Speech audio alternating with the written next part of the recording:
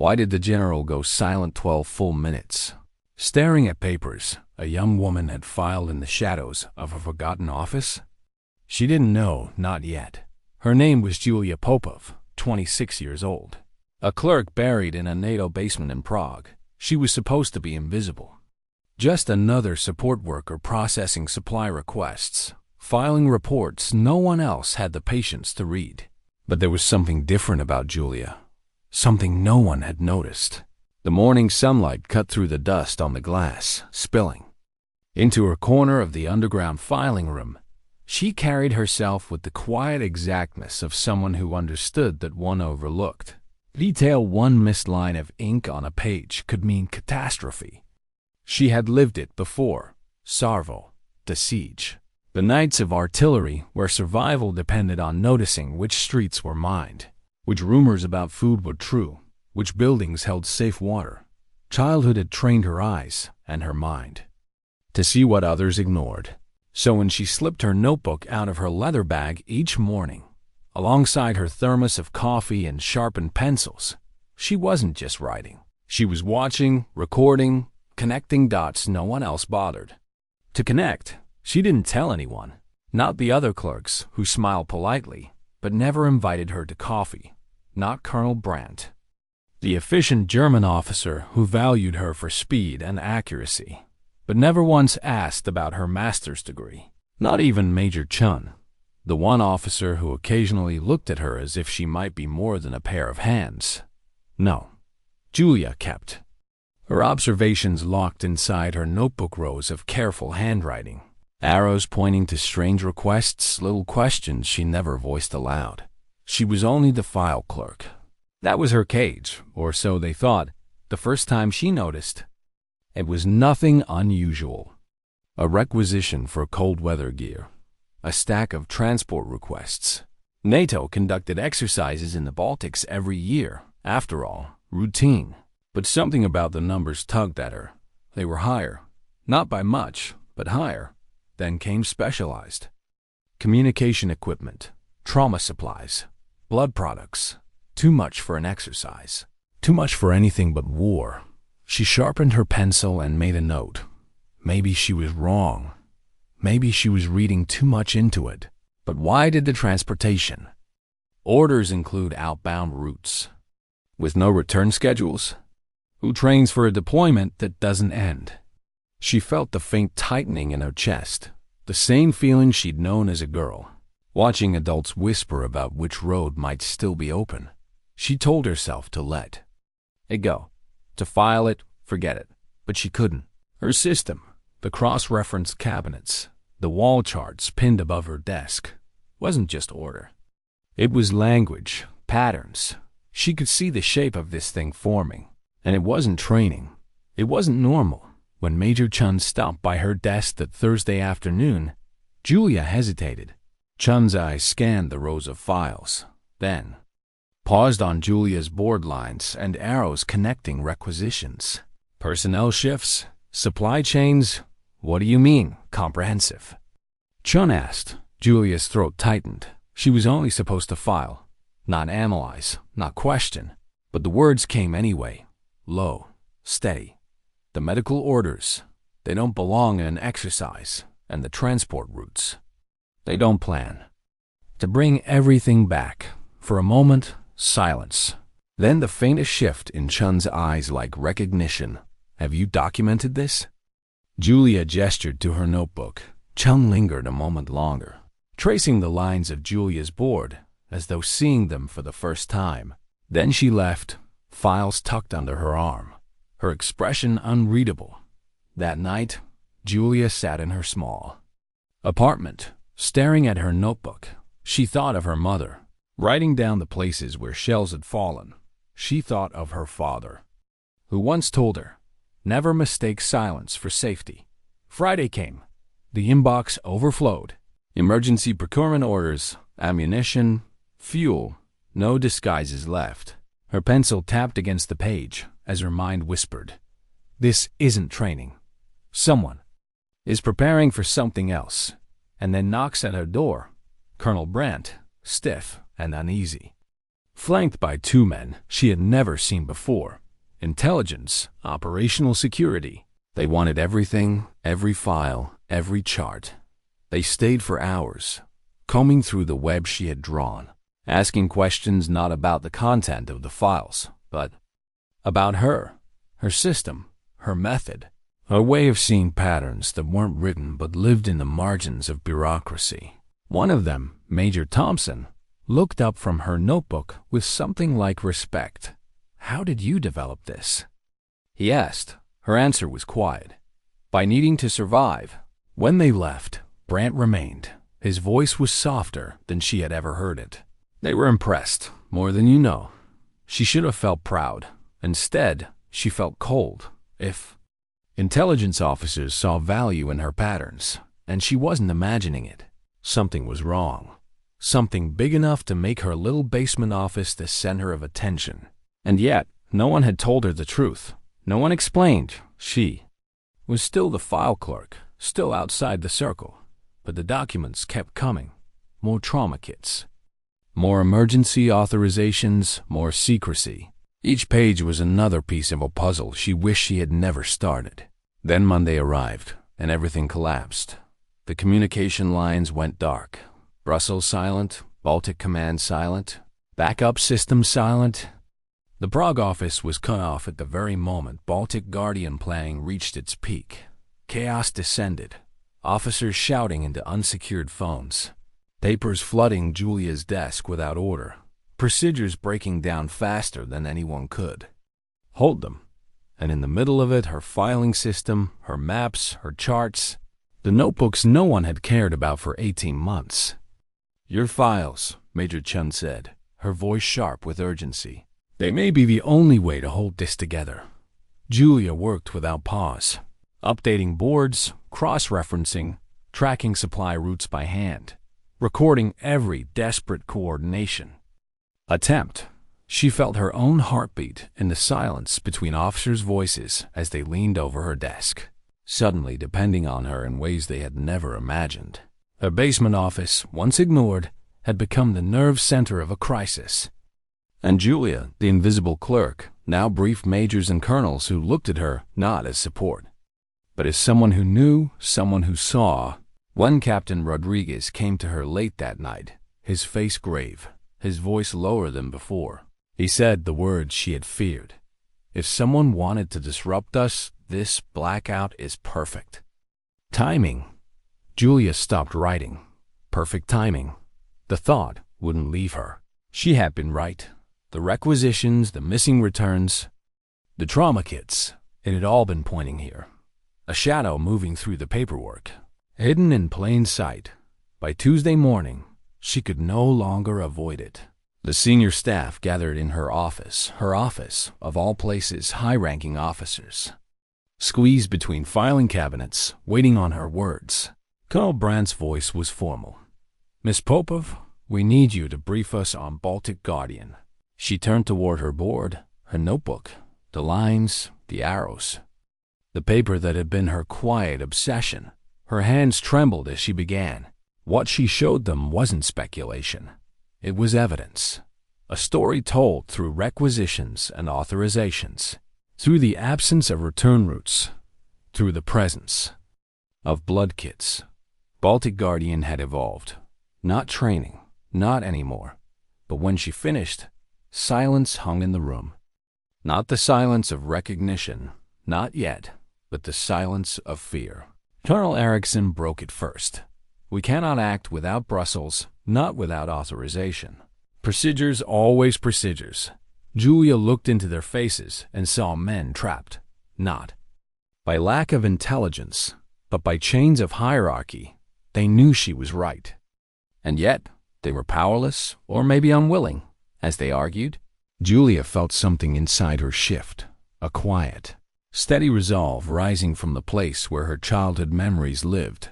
She had seen this before, the paralysis of adults who knew. Danger was near, but refused to admit it. That evening, alone again in her office, she opened her notebook and wrote the truth in 3 words across the top of the page. "It is compromised." Her hand shook. She closed her eyes, and she knew what she had to do, because sometimes silence is the most dangerous choice of all. What do you do when the truth sits in your hands, yet no one will act? Julia sat alone in the basement office, her fingertips resting on the edges of her notebook, the silence pressing in heavier than any shelling she remembered from Sarvo outside.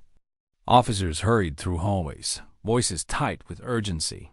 Inside, the lines she had drawn arrows, circles, notes, stared back at her like an accusation.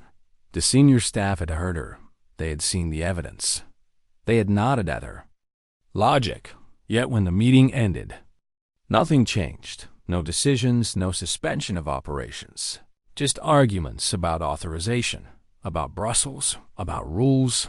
She thought of her parents, of the way people in Sarvo had waited for instructions that never came, for aid that never arrived. Sometimes waiting was more dangerous than moving. Sometimes hesitation killed. Julia pressed the eraser of her pencil against the paper, leaving a smudge. The thought looped inside her. If I stay silent, men will die. If I speak, I may destroy myself. Her chest tightened.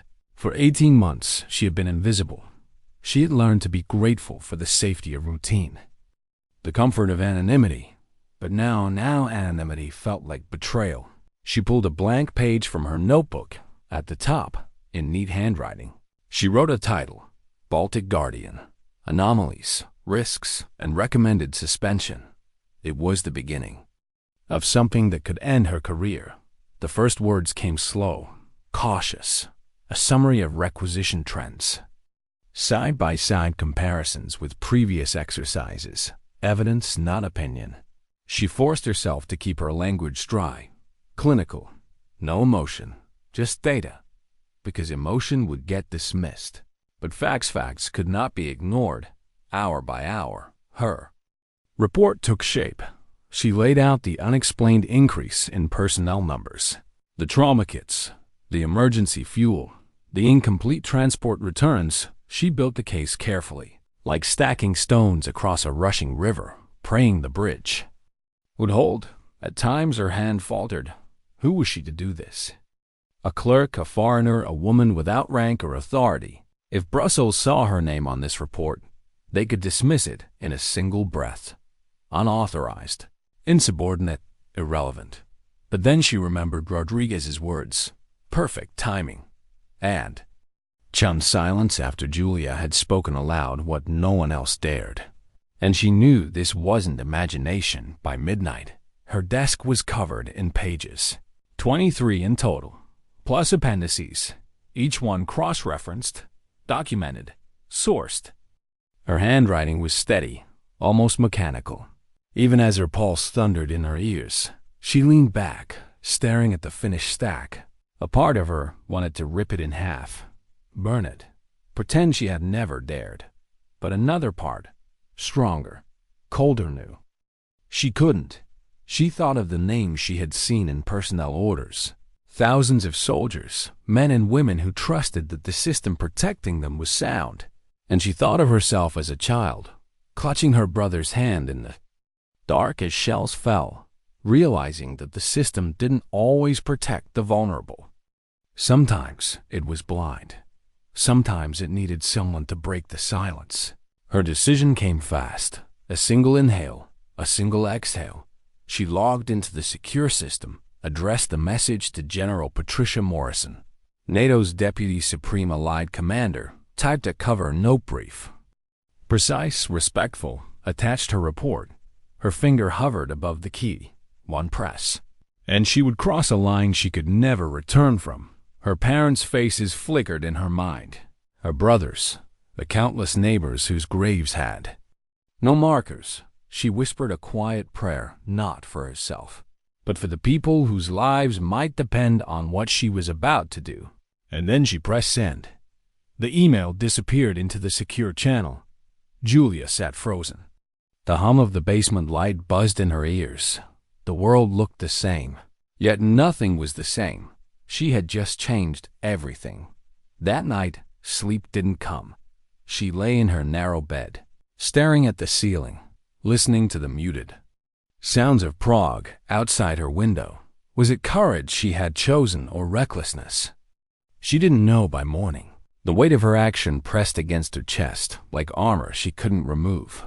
She went to the office as usual, clutching her messenger bag, heart pounding with every step. Her inbox was ordinary supply forms, requisition orders, but her eyes kept drifting toward the phone, toward the secure system she had dared to use. Hours passed, nothing, until Major Chun appeared. Her expression was calm, but her voice carried an edge. "Julia, I received a request from Brussels this morning. They want your charts, your notes, all of it." Julia's breath caught. It meant Morrison had read the report.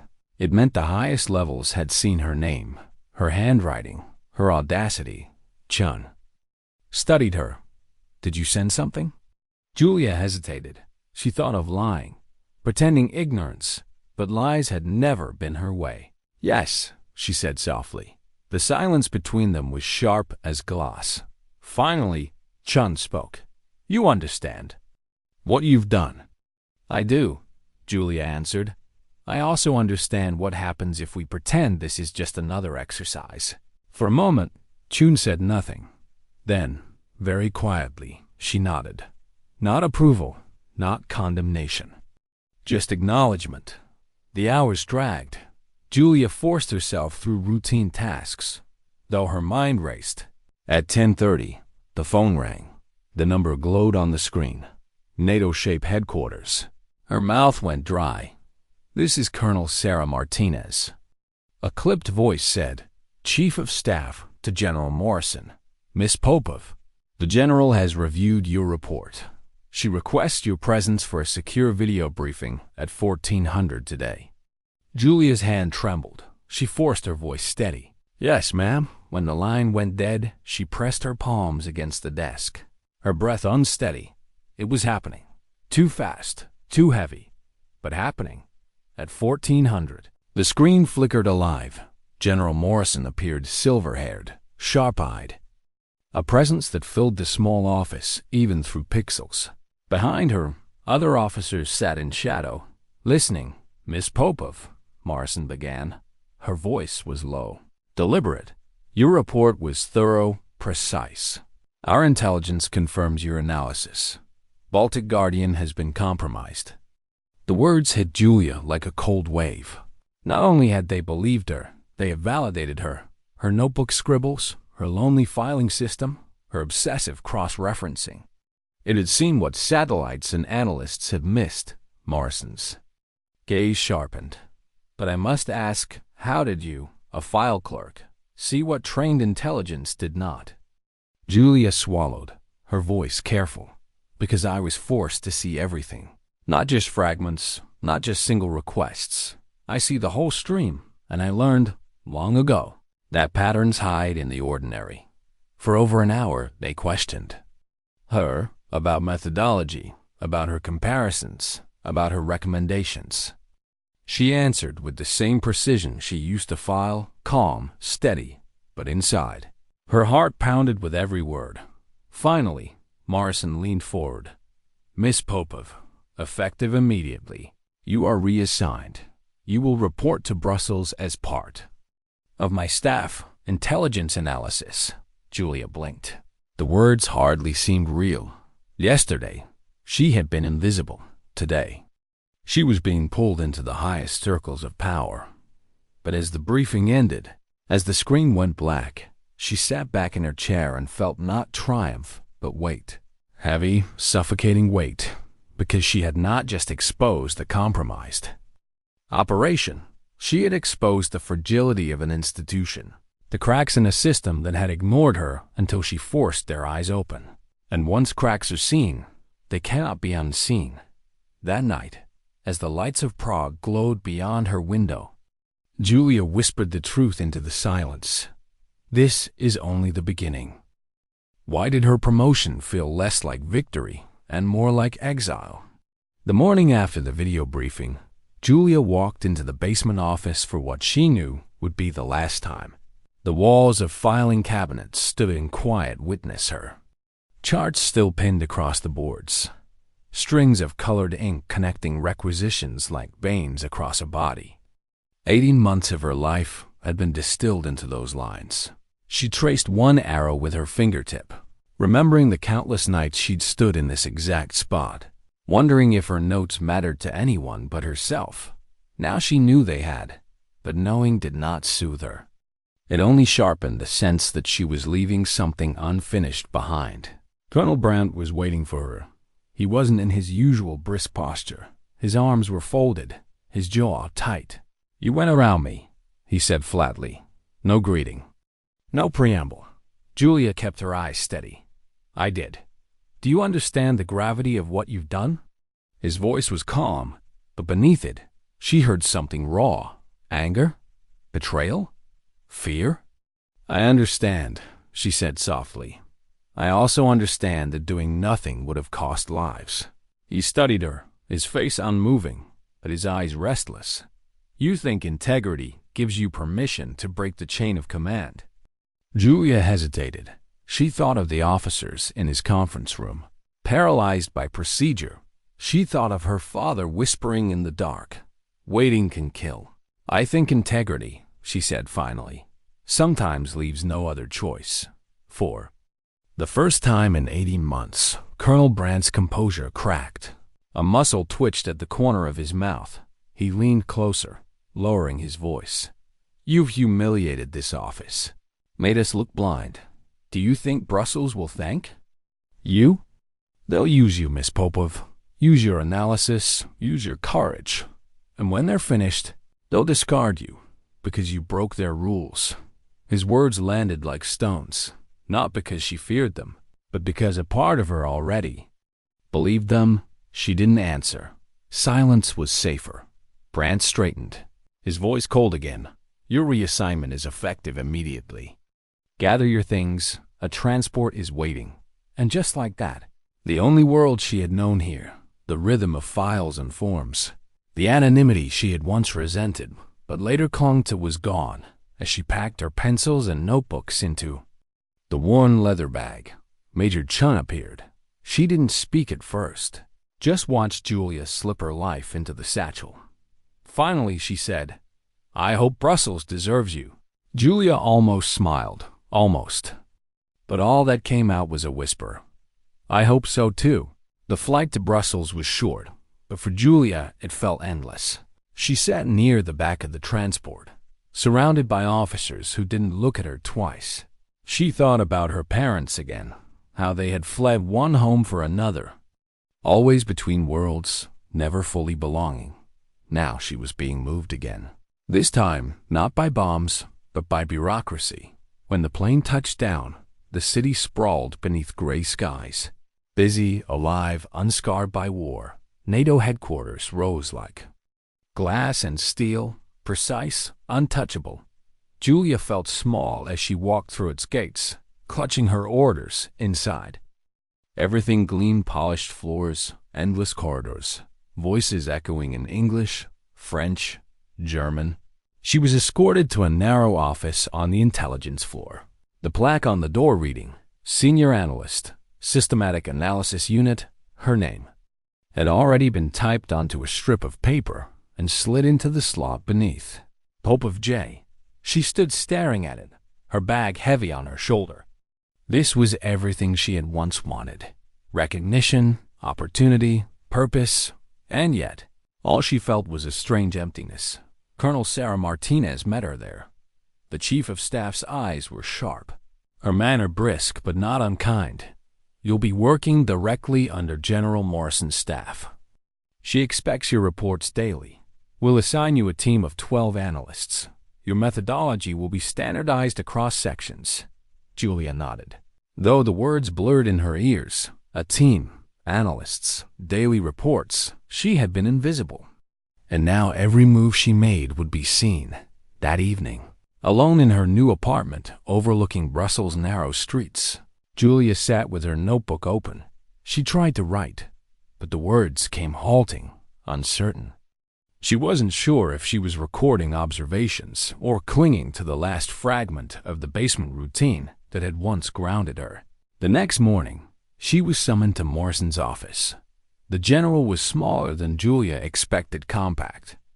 Silver hair neatly cut, her presence filling the space with quiet authority. "Miss Popov," Morrison said, gesturing for her to sit. "You understand why you're here." Julia folded her hands in her lap. "Because Baltic Guardian was compromised." "Yes, but also because you refused to stay silent when others did." Morrison's eyes locked on hers. "That is a dangerous quality in this institution. Dangerous, but necessary." The words startled Julia. Dangerous, but necessary. She wasn't sure if it was praise or warning. Morrison leaned forward. "Your work revealed a systemic failure. Patterns in plain sight that trained analysts ignored. I need you to teach others how. You saw them. Build a system, a discipline, something we can repeat." Julia hesitated. "General, what I did wasn't method. It was necessity, habit.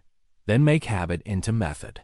Morrison said firmly, "Because next time, we may not have someone willing to break rules to tell us the truth."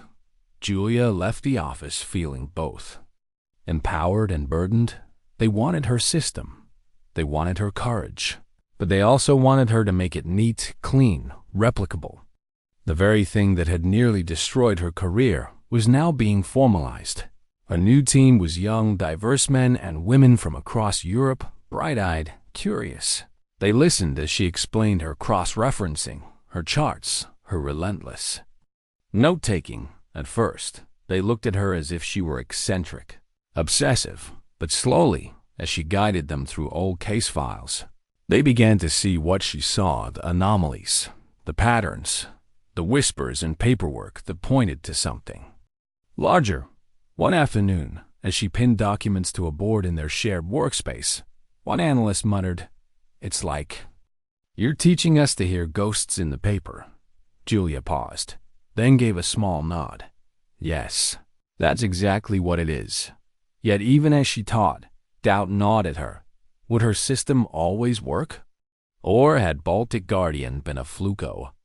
Pattern she happened to notice at the right moment, saved only by chance and timing? At night, she sat by her window, watching the city lights flicker, wondering if she had traded one kind of invisibility for another. In Prague, she had been unseen. In Brussels, she was visible, but perhaps only as a tool, a method, not as herself. Weeks passed. Reports stacked on her desk. Analysts sent her questions. Morrison called her into meetings, always demanding more precision, more clarity. Julia complied, but the unease remained. One evening, Major Chun arrived in Brussels for reassignment. She walked into Julia's office with the faintest smile.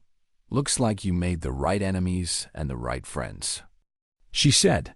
Julia's laughter was soft, almost brittle.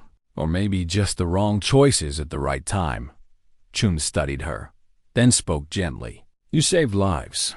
Don't let anyone convince you that was wrong." But Julia already knew. Saving lives and breaking rules were not opposites. They were twin weights she would carry forever. She returned to her apartment, sat at her desk, and wrote in her notebook, "Recognition is not redemption. It is responsibility." The words sat on the page, stark and lonely. She underlined them once, then closed the book, because she understood now this was only the beginning, and the higher she climbed, the heavier the silence would become.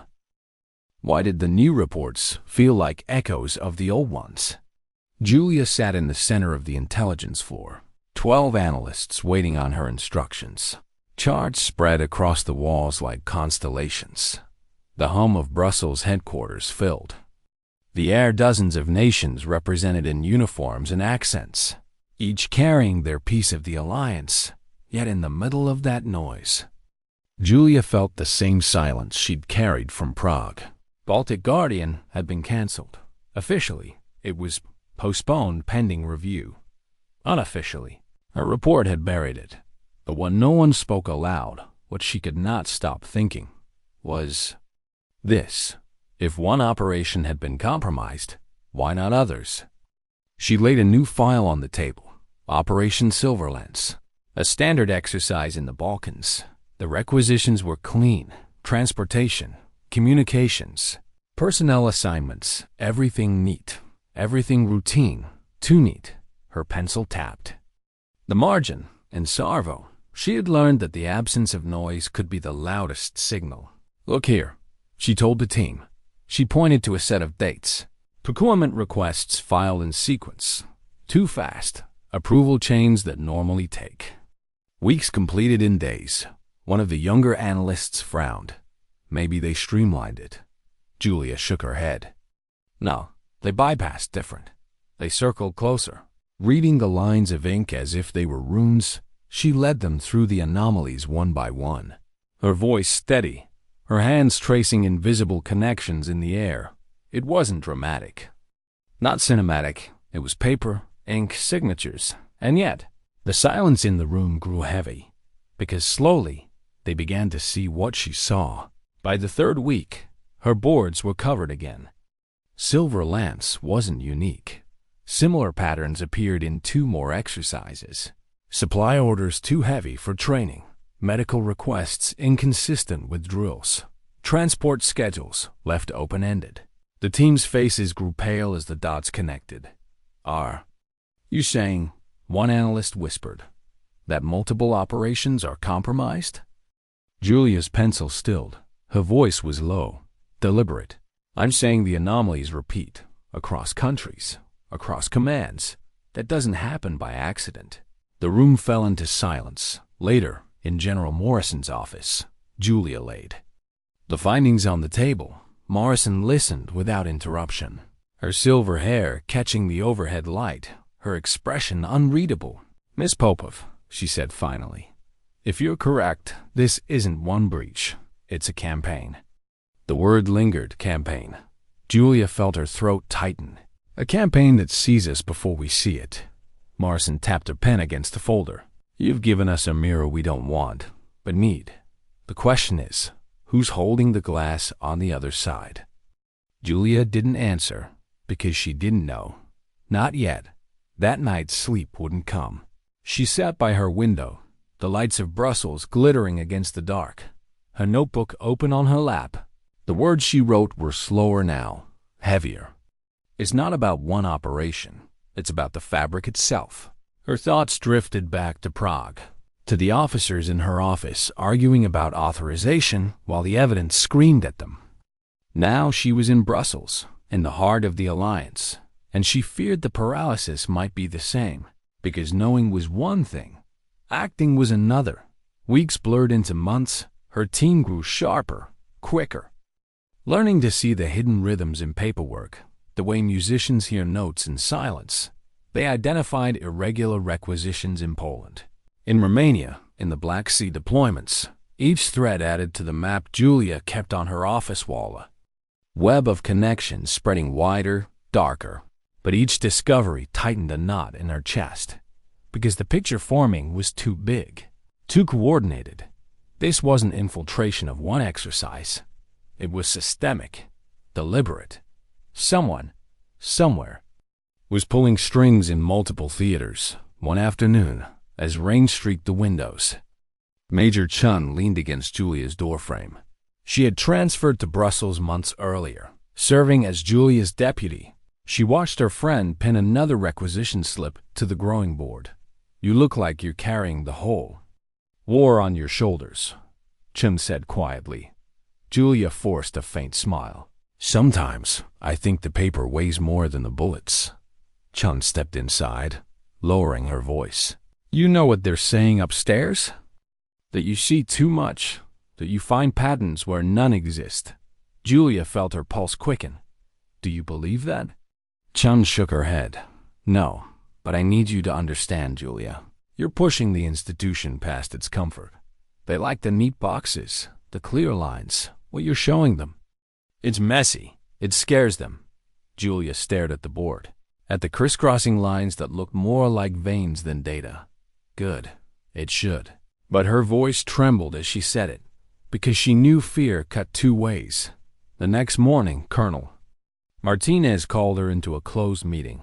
Morrison was there, along with 2 intelligence directors Julia had never seen before. The air was tight, metallic, the kind of atmosphere where truth had weight. "Miss Popov," one director began, his tone measured, "your analysis is thorough, but it also implies vulnerabilities that, if publicized, could damage Alliance confidence. Do you understand the sensitivity?" Julia nodded slowly. "I understand, but sensitivity doesn't erase risk." The director leaned forward, his eyes sharp. "You're suggesting a coordinated campaign across multiple operations. That is a significant claim without definitive proof. We cannot alter policy on suggestion alone." Julia met his gaze. "Steady. These aren't suggestions. They're patterns, repeated, deliberate." The silence that followed was suffocating. Morrison finally broke it, her voice low, controlled. "She's right. Patterns this consistent are not coincidence." The directors exchanged glances. One muttered, "Then we may have an adversary." Inside the walls. Inside the walls. The words echoed in Julia's mind as she walked back to her office. For months, she had been trying to prove the breaches existed. Now the question had shifted to something darker. How deep did they go? That night, she couldn't eat, couldn't sleep. She paced her apartment, notebook clutched in her hands, the rain outside pounding against the glass.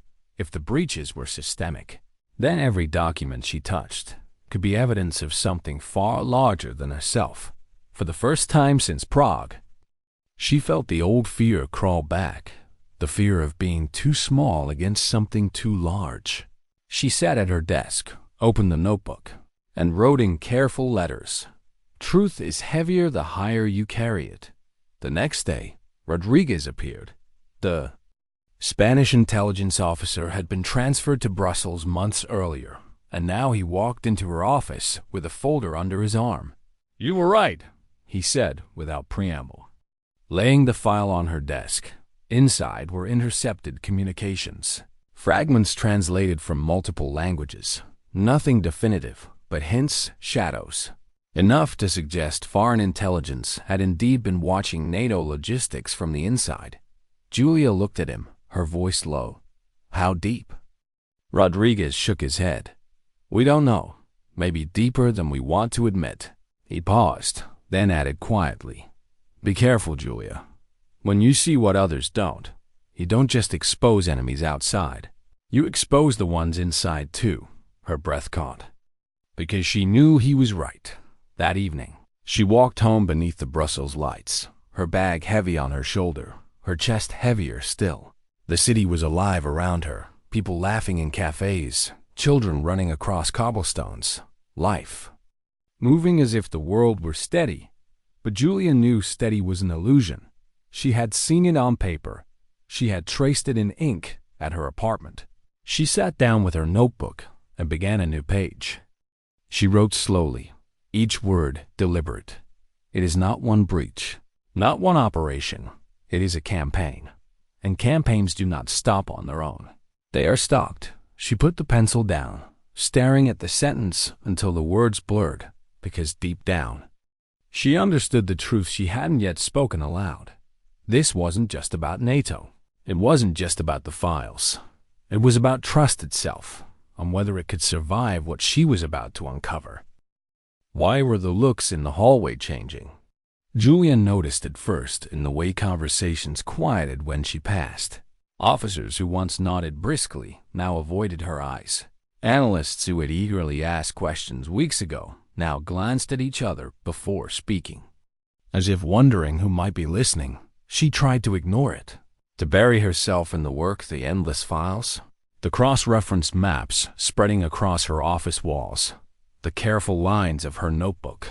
But silence has a weight, and in headquarters, silence can be as dangerous as open hostility. By the end of the week, the whispers reached her ears that she saw patterns where none existed, that she exaggerated risks, that she was reckless, ambitious, too eager for recognition. Julia sat at her desk one night, long after her team had gone home, staring at the empty chairs. She pressed her fingers into her temples. She hadn't asked for recognition. She hadn't asked for power. She had asked only that the truth not be ignored, but truth she realized, is rarely welcomed. It unsettles, it disturbs, and sometimes it threatens the very people meant to protect it. The following morning, Colonel Martinez summoned her. The chief of staff's expression was as tight as a drawn bowstring. "Miss Popov," she said, sliding a thin folder across the table. "We've received a complaint." Julia opened it. Inside were typed lines accusing her of overstepping authority, undermining morale, spreading unnecessary fear. No name attached. Only concerns raised by colleagues. Her stomach clenched. "You think I'm inventing this?" Martinez's eyes softened slightly. "No, but others fear the consequences of what you've uncovered. They fear the ripple, Julia, not just the stone." Julia closed the folder, her voice low. "Fear doesn't erase what's on paper." Martinez leaned back, folding her hands. "I know, but be careful. Truth is only powerful if it survives the room it enters." The warning lingered back in her office. Julia studied her team. Some avoided her eyes. Others worked harder, sharper, as if proving loyalty. She wondered which of them had whispered. The thought pierced her deeper than she wanted to admit. These were the people she had trained, guided, trusted, and now doubt had seeped in among them like water under a locked door. That night, Chun knocked on her apartment door. She stood in the threshold with 2 coffees, her face weary but kind. "They're afraid of you," she said simply, handing Julia a cup. Julia frowned. "Afraid of me?" "Not you," Chun corrected softly. "Afraid of what you represent. You remind them that the system isn't as secure as they pretend. You make them feel exposed." Julia stared into her coffee, the steam rising between them. "I never wanted to expose anyone.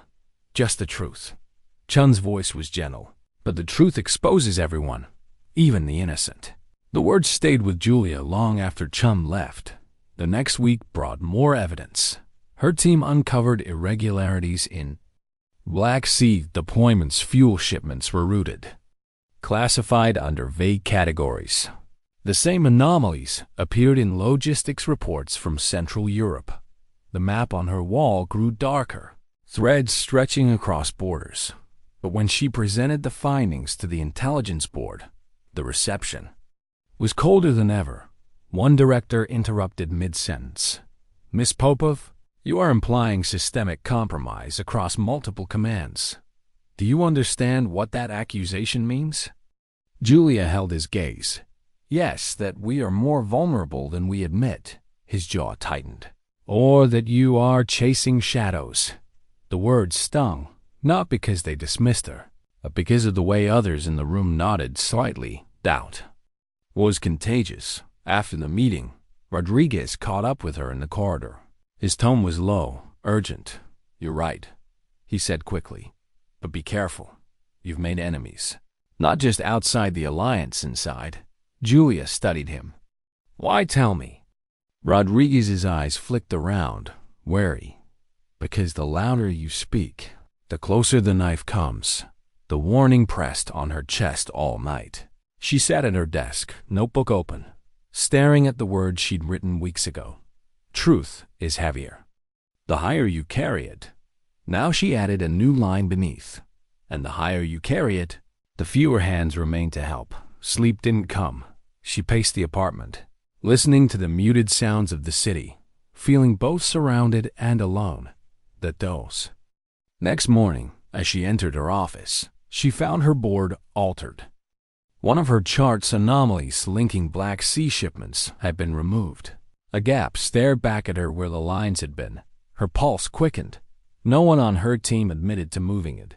No one claimed to have touched her files, but someone had. She stood in front of the empty space, hands trembling, a cold certainty crawling up her spine. It wasn't just whispers now. It was sabotage at lunch. She sat alone in the canteen, untouched food before her, around her. Conversations flowed in half-familiar languages, laughter rising in bursts. She felt like she was back in Prague again, an outsider at the table. Unseen, unheard. Except now, visibility had replaced invisibility. And it was sharper, more dangerous. Chun slid into the seat across from her. They took something from your board, Julia whispered. Chun nodded slowly. They want to shake you, make you doubt yourself, or discredit you if your files go missing. Julia's voice broke, low and strained. Why? Why fight the truth? Chun met her eyes, her tone heavy. Because truth doesn't just reveal enemies. It reveals mistakes, and no one in this building wants to be remembered for failure. Julia's chest ached. She pushed the tray away. So what am I supposed to do? Stop? No, Chun said firmly. But protect yourself. Document everything twice. Guard your notes. Trust carefully. That night, Julia copied her entire board into her notebook. Every line, every arrow, every connection. If they erased the wall, she would keep the truth with her. She sat until dawn, hand cramping, eyes burning. But she didn't stop. By morning, her notebook was heavier than ever, its pages thick with ink. Her handwriting pressed deep into the paper. She ran her hand over it like a shield, because now she understood. Her greatest weapon was also her greatest risk. The next week, Morrison called her into a private briefing. The general's expression was harder than Julia had ever seen. Your work is creating turbulence, Morrison said bluntly. Directors are divided. Some want you silenced. Some want you promoted further. You're becoming a symbol, and symbols are dangerous. Julia's throat tightened. I didn't ask to be a symbol.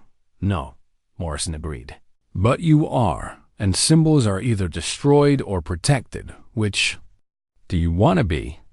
The question lodged inside Julia like a splinter. She walked back to her office with her mind storming. She didn't want to be destroyed.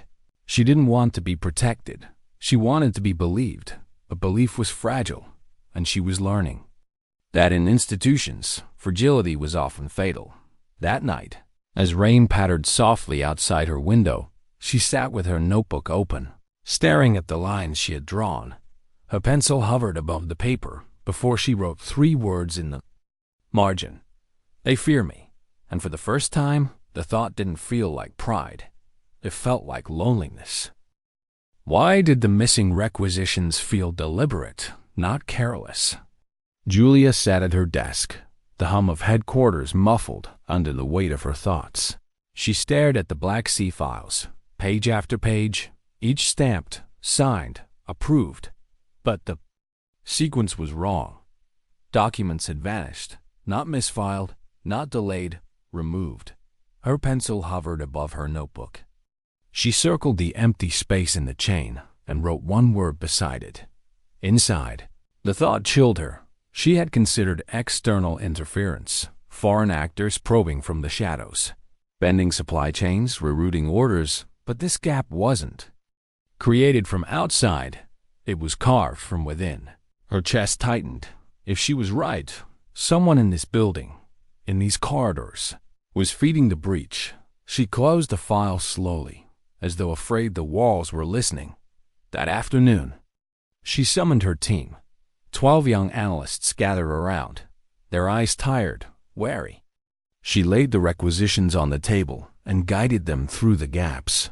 Her voice calm, steady. Look at the sequence. This order should lead to that one. This signature should follow. But hear nothing, the trail stops, and not once, 3 times. Silence spread across the room. Finally, one analyst whispered, "Could it be clerical error?" Julia shook her head. Error doesn't repeat in the same place across 3 regions. Their faces grew pale. Doubt flickered in their eyes. Not doubt of her, but of the institution around them. She recognized that look. It was the same she had seen in her own reflection in Prague. The day she realized Baltic Guardian was no exercise. After the meeting, she stood alone in her office. Staring at the map on her wall, she lifted her pencil and drew a new line, connecting the gaps across countries. The board looked less like scattered anomalies now, and more like a net tightening around them. That evening, Chun appeared in her doorway. Her eyes carried something Julia hadn't seen before, fear. "You know what this means, don't you?" Chun asked softly. Julia hesitated. That someone here? Is part of it. Chun nodded once, grimly. And if you're right, they know you've seen it. The words hung heavy. Julia's fingers tightened around her pencil. She thought of the missing chart on her board weeks earlier, the whispers, the complaint in Martinez's folder. It hadn't been paranoia. It had been preparation. That night, Julia couldn't eat. She couldn't sleep. She sat by her window, notebook open, rain streaking the glass. Her handwriting trembled as she wrote. Truth doesn't just reveal mistakes. It reveals betrayal. The next morning, Rodriguez came quietly into her office, closing the door behind him. His voice was low, urgent. Your analysis is reaching places. It shouldn't, he said. I've seen your charts passed to people who shouldn't have them. Julia's pulse quickened. Who? Rodriguez shook his head. I don't know, but someone is leaking from the inside. And if they're reading your work, Julia, they know exactly how close you're getting. Her throat went dry. Why warn me? He met her eyes. Because truth makes enemies, and I'd rather you be alive than right. She sat in silence long after he left, her notebook open on the desk, his words echoing. Alive or right? Was that the choice? By Friday, she had evidence. One of her analysts brought her a set of transport logs that didn't match the requisitions she had filed. Routes approved under her name, except she had never signed them. She froze, staring at the forged signature. Clean, deliberate. Her hands trembled as she turned the page. It wasn't just sabotage anymore. It was framing. That evening, she went to Morrison. She laid the falsified documents on the general's desk, her voice steady but low. There. Using my name, Morrison studied the papers, her jaw tightening. Who else has access to your files? Too many, Julia whispered. Morrison leaned back, her eyes sharp. Then you need to decide. Do you step back and protect yourself or push forward, knowing someone will try to break you? Julia's pulse raced. She thought of Prague, of pressing send when no one else would act. She thought of the soldiers whose names had filled her files, whose safety depended on someone noticing what others ignored. Her answer came quiet but firm. I push forward. Morrison's expression softened for the first time, a flicker of respect, maybe even sadness. Then prepare yourself, because once you name betrayal, you can never go back to silence. Julia walked back to her office that night with her. Heart pounding, she sat at her desk, notebook open, the falsified requisition lying beside it. She wrote a single line across the page. Someone inside is building a war with our blind spots. The words stared back at her, heavy as stone. The following week, her team uncovered more forged approvals. Communications routed through unusual channels. Classification changes that bypass standard review. Each discovery pulled the net tighter. By midweek, Julia knew with certainty. This wasn't isolated sabotage. It was a deliberate campaign, coordinated from within. She stood in front of her board, her team watching silently, as she drew the final line connecting the anomalies. The board now showed not just scattered breaches, but a web, a pattern too clear to deny. She turned to her team. Her voice was steady, though her chest burned with fear. This isn't accident. This isn't error. It's betrayal. The room went still.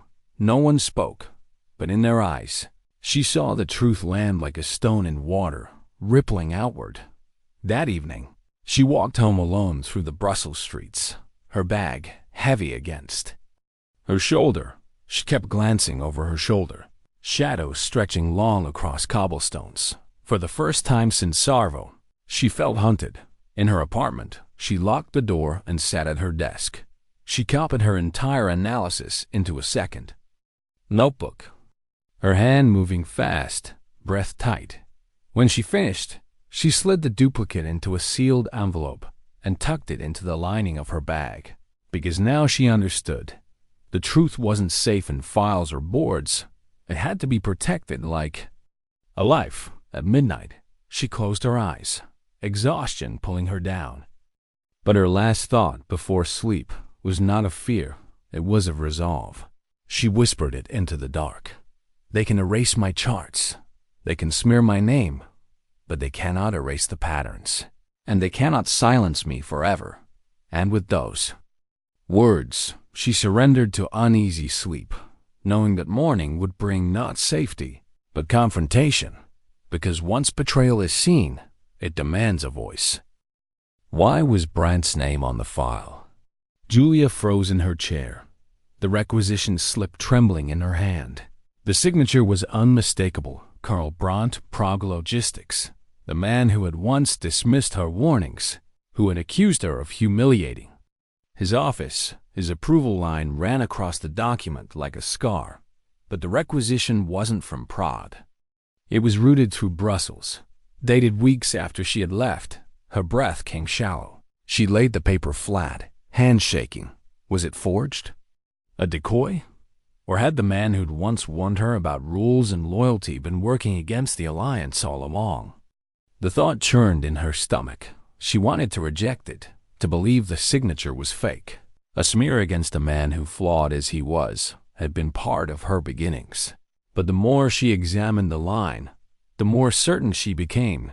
The angle of the letters, the pressure of the pen, it was his.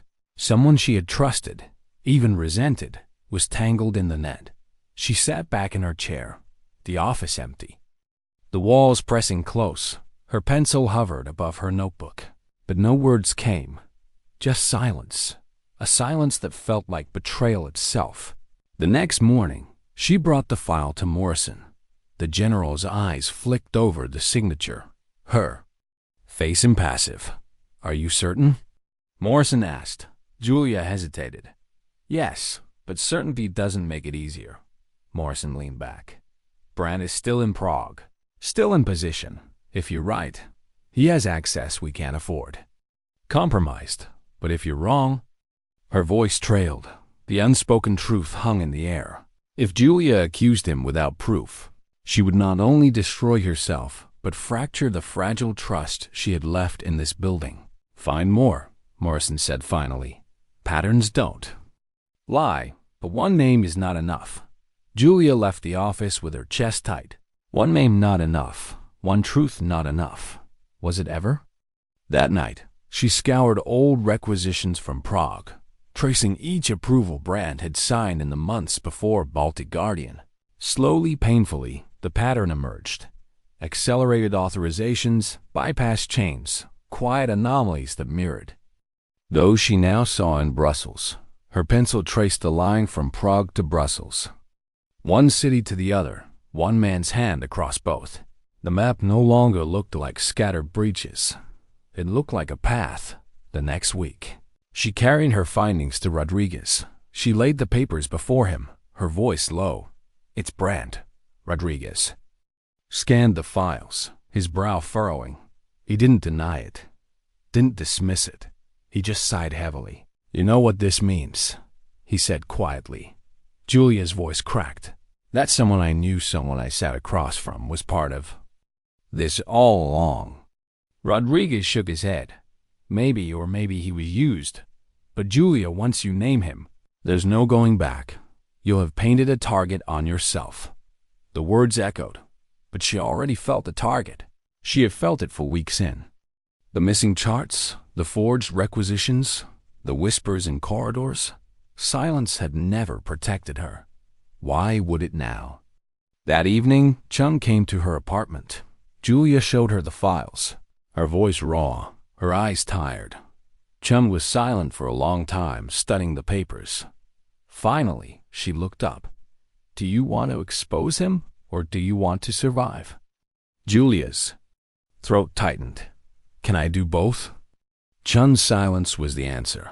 For 3 days, Julia carried the files in her bag, heavy as stone, each time she touched the leather. She felt the weight of choice, to reveal, to accuse, to risk. On the 4th day, the choice came for her. She arrived at her office to find security officers waiting. They handed her a summons immediate appearance before the Internal Review Board. No explanation given. Her pulse hammered. She followed them through the corridors, her footsteps echoing. When the doors opened, she found herself before a panel of directors. Their faces hard, their eyes cold.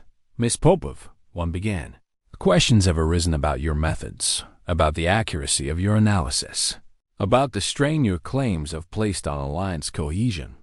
Julia swallowed hard. Her notebook felt like a shield in her hands. "You've accused procedures of failure, commands of negligence," another said sharply. "Do you understand the damage you've done to morale?" Her voice trembled, but she forced it steady. "Morale doesn't protect soldiers. Truth does." A murmur swept the panel. One director leaned forward. "Then tell us, Miss Popov, who do you accuse now? Who do you claim is behind this campaign, as you call it?" The room went still. Julia's fingers tightened on her notebook. This was it. The line she couldn't step back from. Her voice was quiet, almost a whisper. "Colonel Brandt." The words struck like a gunshot. Silence crashed across the room. Faces hardened. Some showed shock, others disbelief. The lead director's eyes narrowed. "Do you realize what you just said? An accusation against a senior officer? With what proof?" Julia opened her notebook, sliding the requisitions forward. Her pencil marks traced the patterns, the signatures, the timeline. Not conjecture, patterns repeated, deliberate. The directors studied the pages, their expressions unreadable. Finally, one pushed the notebook back toward her. "Your analysis is compelling," he said coldly. "But compelling is not proof until it is. You will remain under review. You are dismissed." Dismissed. The word stung sharper than any insult. She walked out of the room with her chest hollow, her notebook clutched to her chest. The corridors felt longer than ever, faces turning away as she passed. Back in her office, her team sat in uneasy silence. They had heard. Everyone had heard. Chun entered quietly, closing the door behind her. What did they say? Julia sat heavily, her voice flat. "That compelling isn't proof." Chun knelt beside her chair, eyes searching hers. "And what do you say?" Julia's voice cracked. "That proof sometimes comes too late." That night, she sat at her desk, notebook open, tears blurring the ink. She wrote slowly, painfully. "Truth without proof is a whisper against a storm." The next morning, Morrison summoned her privately. The general's eyes were heavy, her voice quiet. "You've made enemies, Julia. They will try to silence you. But I believe you, and I will not let your work vanish." Julia's throat tightened. "And what do we do?" Morrison leaned forward. "We wait, we watch, and when the moment comes, we act." Julia walked back to her apartment that night under the weight of those words. Wait, watch, act. But waiting meant risk. Waiting meant danger. She unlocked her door, set her bag on the table, and stared out at the city lights for the first time in months. She let herself cry, not from fear, not from anger, but from the crushing loneliness of carrying a truth too heavy for anyone else to hold. Yet as the tears faded, resolve returned. She wiped her eyes, opened her notebook, and wrote, "They can doubt me, they can watch me, but they cannot unsee what I've shown them." She closed the book, slid it beneath her pillow, and whispered into the dark, "Tomorrow I stand again." Because even in betrayal, even in silence, she knew one thing remained. The truth still lived on her pages. Why was the convoy ambush already marked in her notebook? The news broke on a gray morning. A NATO convoy in Eastern Europe, routine, low-profile, unarmed support vehicles, had been hit outside a border town. No warning, no intelligence flag. No chance to respond. Julia read the report in silence, her chest hollow. The requisition numbers listed for the convoy matched one she had circled 2 weeks earlier. She had seen it coming in the paperwork, traced the anomalies, written them down. She had warned. Now soldiers were dead. She sat at her desk, notebook open, staring at the names of the fallen printed across the page. Her pencil hovered, then pressed hard, underlining the requisition number until the paper nearly tore. Her chest ached. This was what she had feared. Truth dismissed until it bled. That afternoon, Morrison called her into a closed briefing. The general's face was grave. "The convoy ambush has changed everything," she said quietly. "The board can't ignore you now." Julia's throat tightened. "They'll ignore the cause. They'll call it bad luck, coincidence." Morrison met her eyes. "Not this time. Too many questions. And your files have answers they can no longer deny." The words should have felt like vindication. Instead, they felt like grief, because truth recognized too late still carried bodies in its wake. 2 days later, Julia was summoned to a high-level session. The directors sat stiff around the table, faces pale under the fluorescent lights. The atmosphere was different now, fearful, brittle. One director slid a folder across the table. Inside were Julia's charts, her notes, her penciled arrows. "Your analysis predicted irregularities linked to the ambush convoy," he said stiffly. "We want to know how." Julia swallowed. Her voice was quiet, steady. "Not predicted, not foresight, just patterns. They repeat if you're willing to see them." A silence followed. For the first time, no one dismissed her. No one scoffed. Another director leaned forward, voice tight. "And you still maintain this campaign is coordinated from inside?" Julia hesitated, her pulse quickening. Then she spoke the name that had burned in her chest for weeks. "Colonel Brandt." The word landed like a blade on the table. Faces hardened. The directors shifted uncomfortably. But no one dismissed it, because the requisition spoke. The convoy's death toll spoke. "Brandt remains in Prague," Morrison said evenly, breaking the silence. "We will move to confront him. But it must be done carefully. If we strike too quickly, we risk losing the trail. If we move too slowly, more lives may be lost." Julia's heart pounded. She thought of Brandt's flat voice in Prague, warning her that courage could be used, that she would be discarded. Was it a warning or a confession? That night she barely slept. She lay awake, listening to the rain against her window, her notebook open on her chest. She traced the lines with her finger, whispering to herself, "Tomorrow. Tomorrow it breaks." The next day, she wasn't in the room when they confronted him. She only heard after. Brandt had been brought in quietly, without uniform, his expression unreadable. Evidence laid before him falsified requisitions, irregular approvals, links to the ambushed convoy. At first, he denied, flat, practiced. Then he stalled. Then he said nothing at all. In silence, guilt spoke louder than words. He was removed from post, transferred under guard. The official language was careful, administrative leave pending investigation. But Julia knew what it meant. He was done. When the news reached her, she sat at her desk, staring at the empty space on her board, where his name now hung like a shadow. Relief didn't come. Vindication didn't come. Only exhaustion, deep and bone-heavy.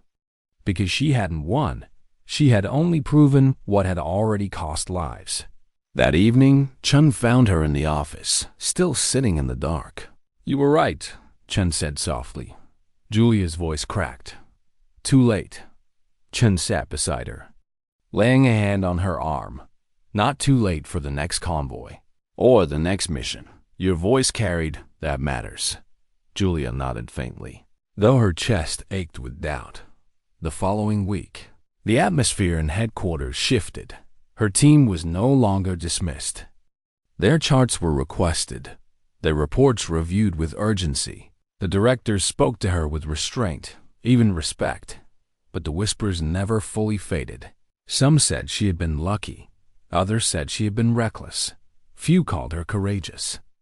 And Julia didn't argue. Courage, she had learned, wasn't about what others called you. It was about what you carried when silence would be easier. One evening, Morrison called her to her office. The general's eyes were softer now, her voice quiet. "You've done what few in this building would dare," she said. "But you need to understand truth doesn't make you untouchable. It makes you marked. Julia nodded. I know. Morrison studied her, then added, so protect yourself. Protect your work, and never forget, sometimes the loudest defense is dignity itself. Julia walked back to her apartment that night, the city alive around her, lights shimmering on wet streets. She unlocked her door, set down her bag, and opened her notebook. She read through the pages slowly, each line of ink a memory, each arrow a weight. She reached the end. The last line she had written the night of the convoy. They cannot unsee what I've shown them. She added one final sentence beneath it. Her hand steady at last. Sometimes, dignity doesn't speak. It simply acts. She closed the book and set it on the windowsill, the rain tapping softly against the glass. For the first time in months, she let herself breathe. Not because the battle was over, but because she had carried the truth as far as she could. And in that quiet, she knew. Silence had nearly buried her, but it had not broken her.